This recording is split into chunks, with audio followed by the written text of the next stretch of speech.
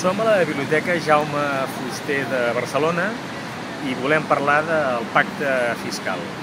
Fonamentalment perquè el pacte fiscal té a veure amb l'ànima del país.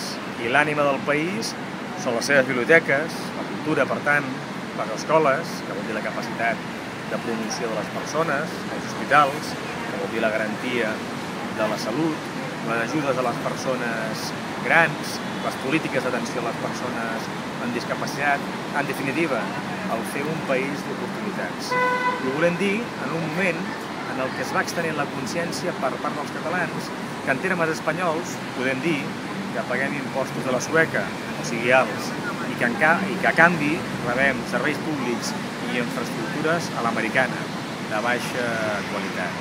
La majoria de la gent del país que pensa d'aquesta manera, que n'és la majoria, ha de tindre el 20 de novembre el seu reflex a les urnes. Això només passa amb un vot massiu de Convergència pel futur d'aquest país.